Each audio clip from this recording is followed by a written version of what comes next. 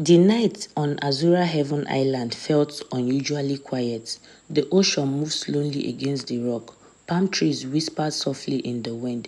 From the outside, the villa looked peaceful, but inside, everything had changed. Lila sat on the edge of the bed.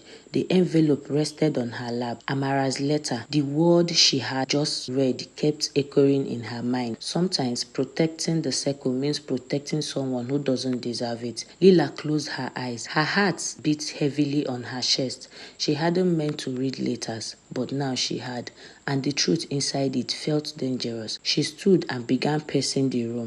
Should she say something? Should she pretend she never saw it? For years, the three of them had trusted each other completely. The circle had always been their safe place, but the letter suggested something different, something hidden, something that had been kept secret.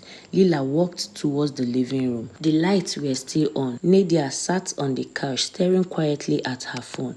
Amara stood near the kitchen counter, pouring a glass of water. The moment Lila entered the room, both women looked up. "You can't sleep?" Nadia asked. Lila hesitated. Then she held up the envelope. "I found this." Amara's eyes immediately recognized it. Her face changed. "You opened the letter?" she asked quietly. Her voice sounded sharp. "I didn't mean to," Lila said. The steel was already torn. "But I read enough." The room became completely silent. The air felt heavy. Nadia slowly stood from the couch. "What is in the letter?" she asked. Lila placed the envelope on the table. Amara stared at it like it was something dangerous. "Amara," Nadia repeated. "What is in the letter?" Amara didn't answer immediately. She looked down on the floor, then back on the two women she had trusted for years. Finally, she spoke. "It was just my thought." But Lila shook her head. "No, it wasn't just thought. You wrote about knowing something, something you choose not to say." Nadia's eyes narrowed slightly. "Knowing what?" Amara took a deep breath. Her hands trembled slightly. "I didn't want to hurt anyone," she whispered. Nadia frowned. "That is not the answer." The room felt smaller, like the walls were slowly closing in. Amara closed her eyes for a moment. Then she spoke again.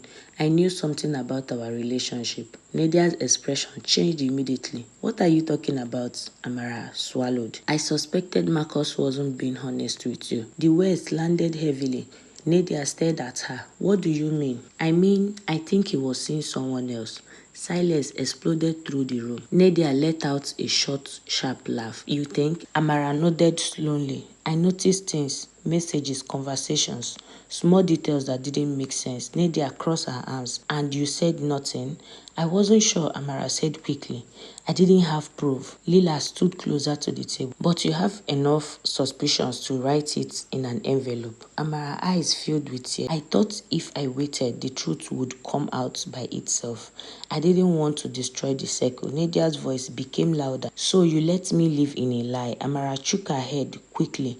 "I thought I was protecting you." "No," Nadia said quietly. "You were protecting yourself." The words hung on the air like broken glasses. Lila felt her chest tighten. "This wasn't just about Marcus. This was about trust. Years of trust. You should have told me," Nadia said slowly. Amara's voice cracked. "I didn't want to be the person who breaks your happiness."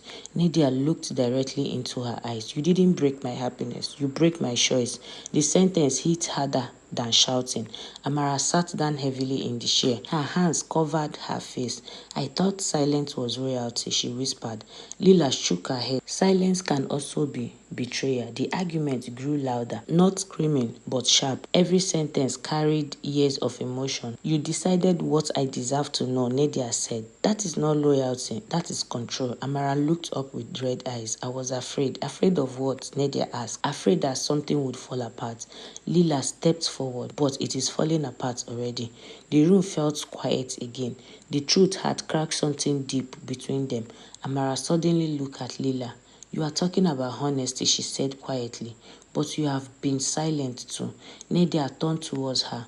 "What does that mean?" Lila froze. For a moment she said nothing, but she knew Amara was right. She had her own secrets, her own silence. She exhaled slowly. "My relationship isn't perfect either." Nadia frowned. "What do you mean?" Lila looked down at her phone. "My boyfriend, Nathan, he watches everything I do.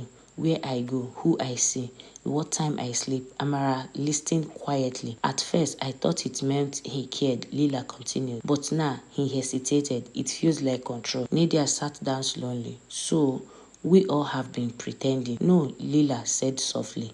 We have been afraid. For a moment, none of them spoke. The island breeze moved softly through the open doors. The sound of waves filled the silence. Years of friendship now stood in the center of the room. Fragile, uncertain, Amara wrapped her eyes. I didn't think silence could hurt like this. Nydia looked at her. That is because it didn't hurt you. The sentence was quiet, but it cut deeply. Minutes passed. No one knew exactly how long. Finally, Nydia stood up. I need air.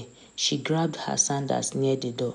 Where are you going to? Lila asked. Just outside. Amara stood too. Don't go alone. Nadia paused near the door. Then she looked back at them. For the first time in 10 years, I need to think without the circle. She opened the door. The cool night's air rushed inside. Then she stepped out into the darkness. The door closed softly behind her. Inside the villa, Lila and Amara stood in silence. The room felt empty, like something important had left with Nadia. Amara sank slowly into the couch. I ruined everything, she whispered. Lila sat across her. No, the truth ruined the lie. Amara stared at the floor, but the circle. Lila looked towards the door where Nina had disappeared. For the first time in 10 years, I don't know if it still exists. Outside, Nina walked slowly along the beach. The moon hit the path in front of her. The wave rolled gently against the sound. She walked until the villa light became distant. Her thoughts felt loud. Marcus, Amara, the letter, the secret, everything she believed suddenly felt uncertain. But deep inside, another feeling slowly appeared. Clarity. Sometimes the truth hurts, but sometimes it also frees you. And that night on Azura Heaven Island, the circle was no longer whole, but the truth had finally begun to breathe.